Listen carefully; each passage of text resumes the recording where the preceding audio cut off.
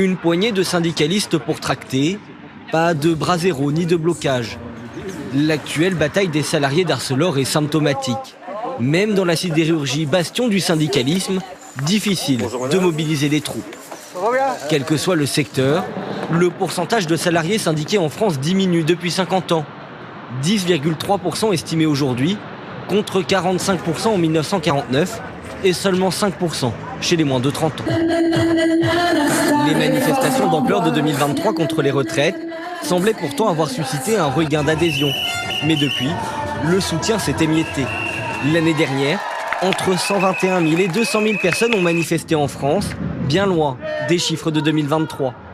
Comme pour mieux mobiliser, l'intersyndicale a élargi son mot d'ordre cette année à la lutte contre l'extrême droite, pour la paix, les libertés et la justice sociale. Résultat, il y a bien eu plus de personnes dans la rue ce 1er mai 2025. L'appel large semble donc avoir porté ses fruits. Les syndicats qui peinent à mobiliser aujourd'hui en France alors qu'on est dans un moment très social. On en parle avec nos invités. On est toujours avec Émilie Zapolsky, conseiller en images spécialiste de la communication de crise. Michel Noblecourt, journaliste politique au Monde et co-auteur du livre Le dialogue social en France. Et puis nous a rejoint Laurent Fragerman. Bonjour Laurent, vous êtes sociologue, historien, spécialiste des mouvements sociaux. Je commence avec vous. On a un peu le sentiment d'une bulle sociale qui gonfle en ce moment en France. Est-ce que c'est une vue de l'esprit de ma petite personne ou est-ce que c'est quelque chose que vous partagez ? En tout cas, le relatif succès des manifestations du 1er mai nous indique qu'il y a une possibilité d'une conflictualité plus forte. Très clairement, moi je ne pense pas d'ailleurs que ce soit dû spécialement à l'élargissement des mots d'ordre, qui sont des mots d'ordre traditionnels du 1er mai, question de la paix internationale. Par contre, qu'il y ait plus de manifestants, notamment à Paris, ça peut indiquer qu'il y a une volonté d'en découdre d'une partie des salariés. On a vu dans toute la planète que dans les pays développés, il y a une hausse des conflits sociaux. Ça a été très net aux États-Unis, par exemple. Maintenant, on est loin de la coupe aux lèvres, c'est-à-dire qu'il y a aussi beaucoup de fatalisme. La situation peut engendrer également le sentiment qu'on ne peut rien changer ou que la situation est trop difficile, qu'il faut faire des efforts.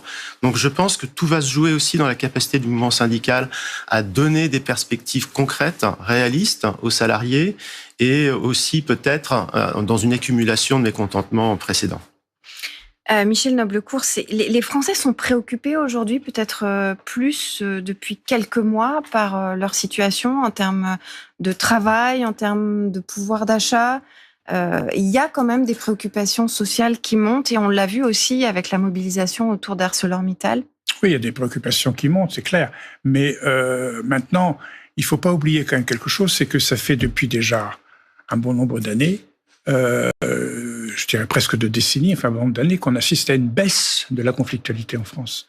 Baisse des jours de grève. C'est une tendance lourde. Alors après, il y a aussi des préoccupations, mais il y a aussi de la résignation. Et un peu dire, de toute façon, qu'est-ce qu'on peut faire ? On n'y arrive pas, quoi. Donc, le problème des syndicats aujourd'hui, mais on sait qu'il y a des divergences importantes entre les principales organisations, notamment entre la CGT et la CFDT. La CFDT qui est la première organisation syndicale. Donc, c'est de montrer en quoi le syndicalisme aujourd'hui peut être utile. En quoi il peut permettre de faire avancer, effectivement, les conditions de travail, améliorer les conditions de travail, donner des résultats. Et ça, les syndicats là-dessus ont beaucoup de mal. Ça fait des années qu'ils n'ont pas obtenu de succès, qu'ils n'ont pas réussi à modifier une politique gouvernementale. Le dernier grand succès des syndicats là-dessus, c'est la CPE de Dominique de Villepin, qu'ils ont réussi effectivement à contrecarrer. Mais finalement, ils ont du mal effectivement à faire bouger, Bon, on l'a bien vu sur la réforme des retraites. Les retraites, les gouvernements passent, ils font des réformes, et ça suscite beaucoup de colère, beaucoup de mobilisation. Et à l'arrivée, ça change pas. La réforme est quand même maintenue. Donc, c'est très compliqué pour le syndicalisme aujourd'hui de se faire entendre, effectivement, dans un contexte où il y a de plus en plus il y a une montée de l'aquabonisme. À quoi bon, quoi.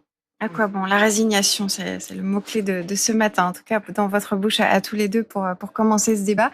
Est-ce que le politique n'est pas aussi soit résigné lui-même, soit amateur de cette résignation, parce qu'on a le sentiment que finalement, là, sur les questionnements sociaux qui montent en ce moment, ces jours-ci, il n'y a pas beaucoup de réponses politiques, voire des réponses à contre-courant, avec des plans, que que ce soit François Bayrou et les déserts médicaux, que ce soit Emmanuel Macron et la Convention citoyenne sur l'éducation, des plans qui semblent un peu à contre-temps.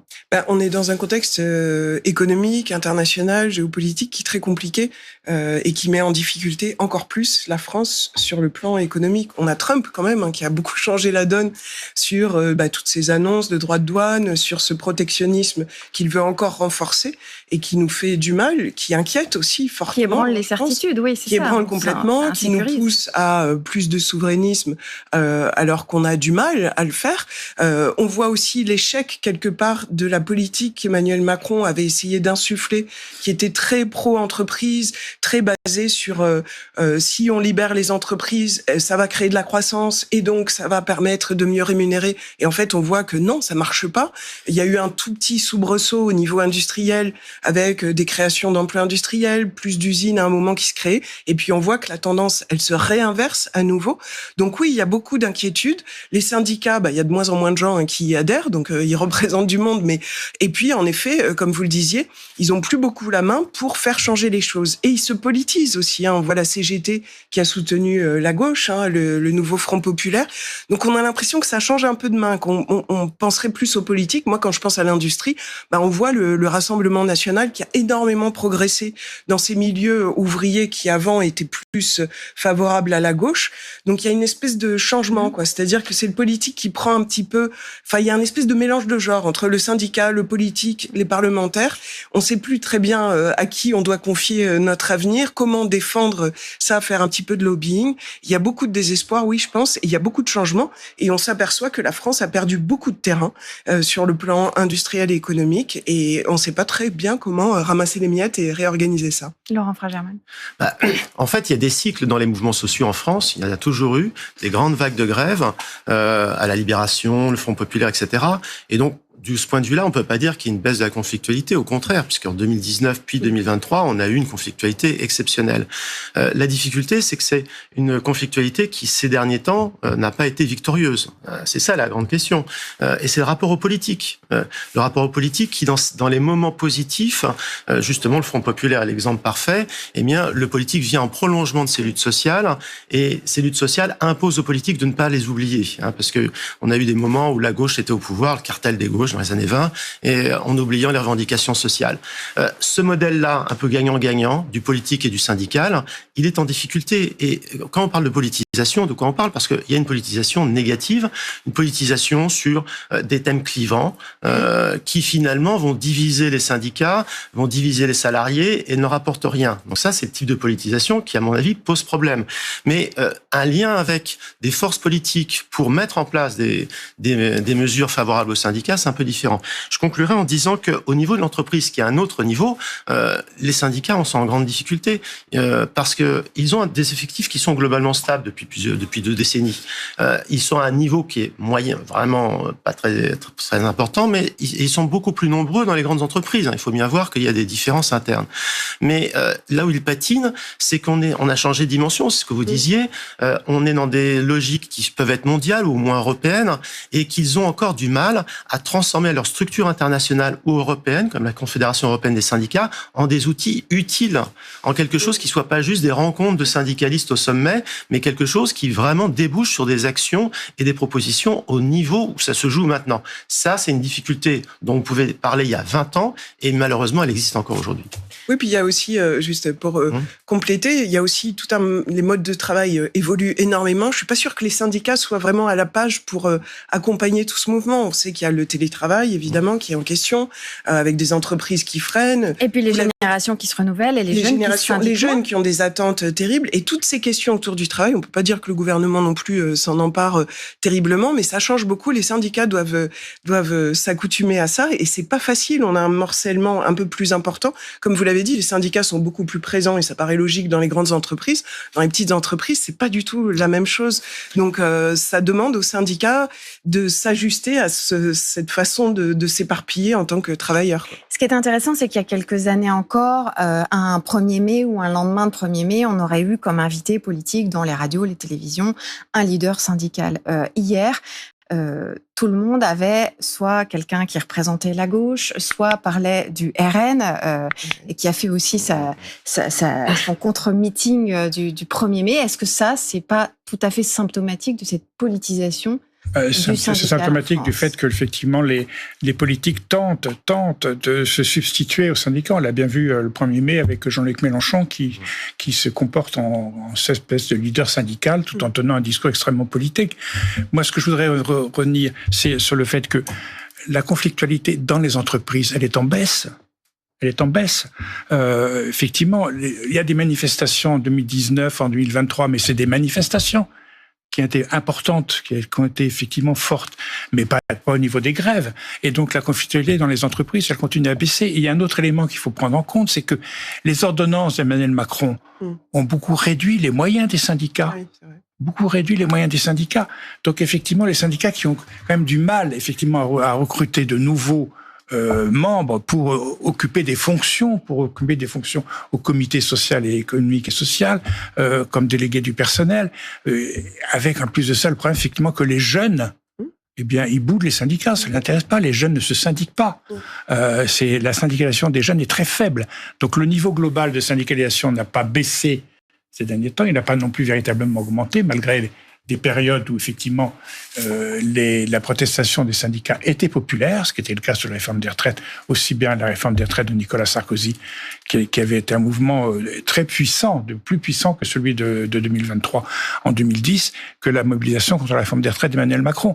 Mais effectivement, ça ne donne pas forcément des envies de se syndiquer parce que les syndicats n'arrivent pas à faire naître le besoin de se syndiquer, le besoin d'être défendu, et parce qu'ils n'arrivent pas à montrer en quoi ils peuvent être effectivement utiles aux salariés qui en ont besoin, à mon avis, qui ont de plus en plus besoin des syndicats.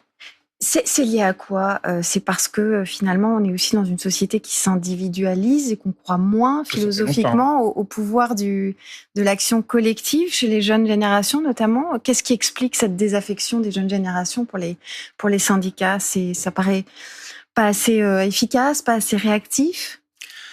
Alors, moi, je dirais quand même qu'il y a des choses. Pour moi, fondamentalement, alors c'est ce que vous dites est tout à fait juste, mais j'ajouterai une autre dimension. C'est pas en opposition. Je pense que fondamentalement, la syndicalisation est liée au niveau d'intégration dans le travail, et donc les jeunes sont beaucoup moins syndiqués traditionnellement que les plus âgés. Disons que alors je fais quelque chose de simplifié, mais c'est plutôt les 40-50 ans qui sont le cœur de cible des syndicats. Ça, c'est la première réponse. La seconde, c'est que sur la question des moyens syndicaux, ça pose aussi quand même une question sur leur bureaucratisation. C'est-à-dire que finalement, quand les syndicats ont été créés, ils ont été créés par des bénévoles, par des militants. Et ils n'ont pas forcément besoin d'avoir de l'argent extérieur ou des entreprises ou de l'État pour se développer, parce qu'ils représentent quelque chose qui est important pour les salariés, qui est le côté collectif. Je ne pense pas que le côté collectif ait disparu. Simplement, il y a un côté efficace. Les gens ont envie que ça fonctionne. Si le collectif, et ça peut fonctionner pas simplement pour les salaires, ça peut fonctionner comme une protection, comme pour des demandes de renseignement. Le syndicalisme des fonctionnaires, par exemple, très important en France, c'est un syndicalisme aussi qui renseigne les gens sur leur carrière, qui les aide. Donc tout cet à côté dont on parle moins fait qu'il y a encore une action syndicale et que quelque part le syndicalisme c'est aussi un service parapublic qui remplit une multitude de missions qui du coup devraient être un petit peu financées. Mais pour terminer, il y a vraiment cet esprit militant qu'il faut avoir. Vous savez, la rupture du syndicalisme à sa création, c'est la rupture avec le syndicalisme de service. Il a choisi une option qui était une option plus politique, une option de transformation de la société, avec la création de la CGT. Il a tourné le dos au syndicalisme de service qui s'est développé dans l'Europe du Nord. Dans l'Europe du Nord, on a des syndicats qui ont des forts taux d'adhésion parce que ce sont eux qui versent les prestations d'assurance chômage, par exemple. Et donc, ce qu'on n'a pas en France. Et donc, effectivement, dans la fonction publique, le syndicalisme dans la fonction publique est plus important, il est plus développé que dans le secteur privé. C'est un syndicalisme qui rend davantage de services, effectivement, qui rend davantage de services et qui est effectivement, qui du coup est mieux ancré dans le secteur, même s'il n'y a pas non plus des taux faramineux de syndicalisation dans la fonction publique, mais c'est plus élevé que dans le secteur privé. Émilie, est-ce que cette concorde syndicale qu'on a vue se reformer, je me souviens au moment des Gilets jaunes, on disait « Oh, où sont les syndicats ? Les Gilets jaunes sont en train de remplacer les syndicats. » Puis il y a eu la réforme des retraites. Et là, il y a eu l'unité syndicale à nouveau.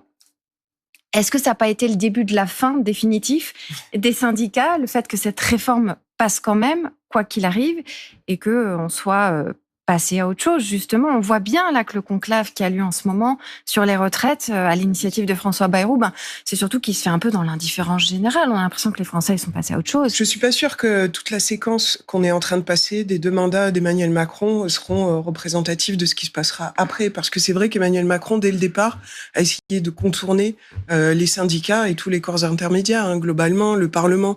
Donc c'était une espèce de façon de faire de la politique en se passant de ces corps intermédiaires. Il y est revenu, mais il a toujours cette tentation, et les conventions d'ailleurs citoyennes dont on parlait tout à l'heure sont aussi le reflet de cette volonté de contourner ce type d'éléments qui sont pourtant clés dans la vie politique. Donc peut-être qu'il y aura un autre moment de gloire des syndicats, peut-être que c'est plus facile sur des gros thèmes porteurs comme les retraites qui concrètement parlent à une majorité de l'opinion publique, puisqu'il y avait une majorité contre cette réforme des retraites. Donc c'est peut-être des moments propices à ça. Il y a eu d'autres moments plus de gloire, mais moi je suis pas négative, je pense que ça reviendra. Mais encore une fois, je pense que cette question des jeunes, d'attirer les jeunes ils ont pas du tout la même façon de concevoir l'entreprise. C'est plus je prends un CDI et j'y suis, enfin c'est plus pour tout le monde, je prends un CDI et toute ma vie je suis fidèle à une entreprise. Donc je construis pas ma vision du syndicat de la même façon et mon appartenance à une entreprise de la même façon quand je fais 3 ans par-ci, 3 ans par-là et que je négocie presque en direct mes conditions de travail avec mon employeur. Donc il va falloir s'adapter à cette nouvelle génération qui nous amène à repenser un petit peu nos modèles. Je pense que les syndicats, ils ont du travail là-dessus et je pense encore une fois que syndicats, politiques et gouvernements devraient réfléchir justement à cette façon dont on a maintenant de travailler différemment et qui va impacter fortement la vie économique française. Il y a aussi une évolution, on n'en parle pas du tout, mais il y a aussi une évolution quand même dans la société française des modes de management. Est-ce que ça joue sur le fait qu'on se sente moins dépendant ou avoir besoin des syndicats?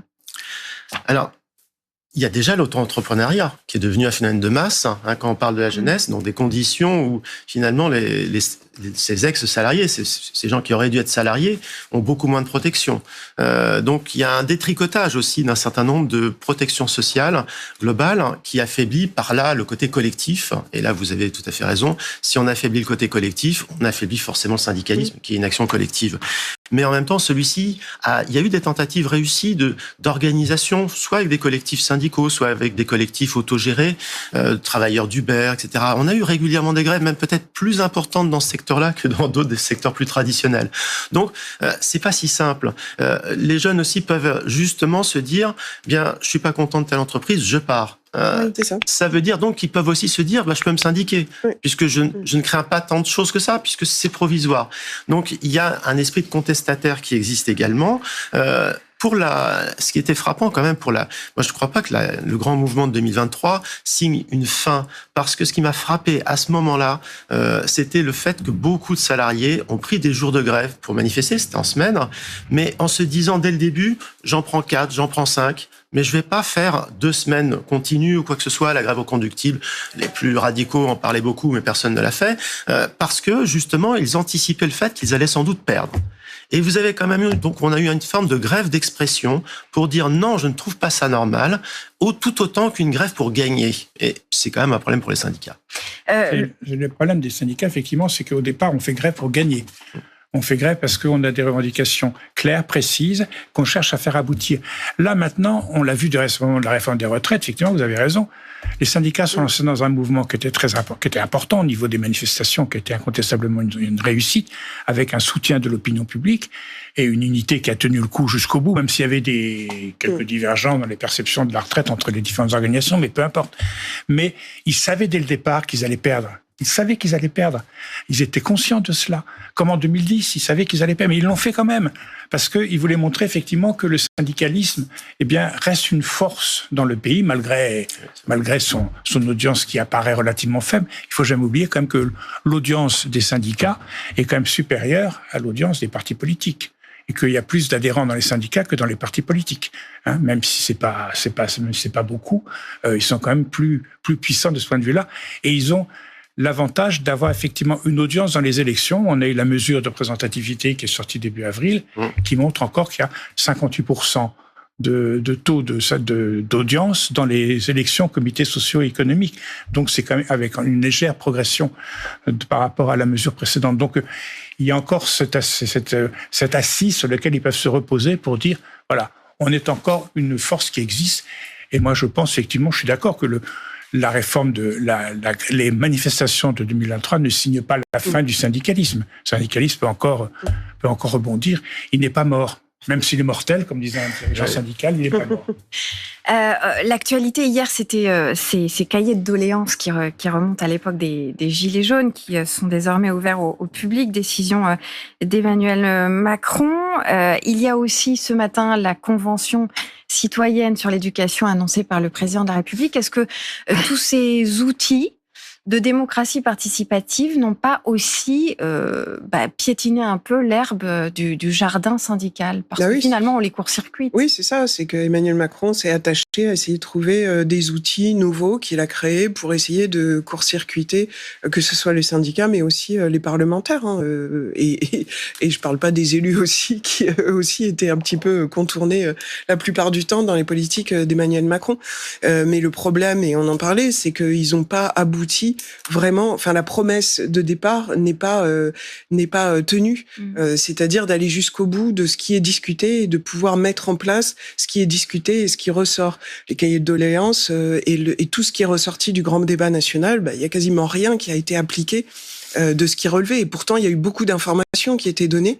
Et moi, j'ai été marquée parce que dans ces discussions, que ce soit les cahiers de doléances, les conférences aussi régionales qui étaient organisées, ou même sur la plateforme, il y avait des gens de partis différents, d'opinions différentes, qui se rejoignaient sur certains besoins. Donc, il y avait vraiment des signaux, comme une ligne qui était donnée sur ce qu'on pouvait faire comme réforme, ce qu'on pouvait envisager comme thématique.